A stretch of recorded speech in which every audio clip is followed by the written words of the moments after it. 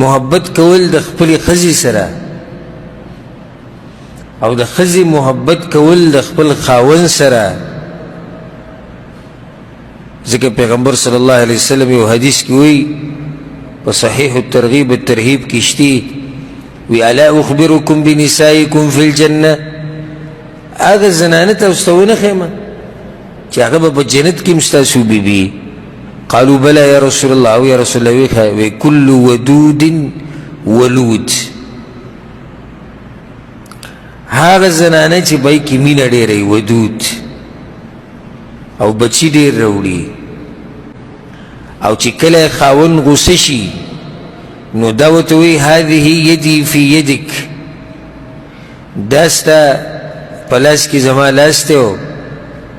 ته زما نه راضي شه د هغه د راضي کولو کوشش کوي نو دیز کې هر هغه ښځه چې د خاون سره محبت کوي نن سبا خدا دې چې خاون ښځه راضي کوي اگر که دې کې څه عیب نشتی خو داسې به ډېر کم ویني چې ښځه خاون راضي کوي خو دی به پسې ګرځي ته په څه خفه شوې ولې خفه شوې کله په یو طریقه او کله په بل اگر که دې کې هم څه عیب نشتی و خبره مې دې پورې راوستې چې زنانو کې د خاوندانو سره محبت هغه نن سبا کم شوی دی د هغوی محبت اکثر د مال سره وي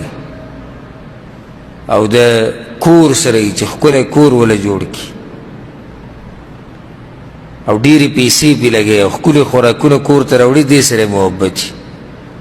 نو که د هر څه دې پې بند کړو یو هغه بیا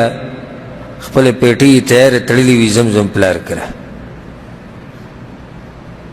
ستاسو نه خو هغوی ښه دي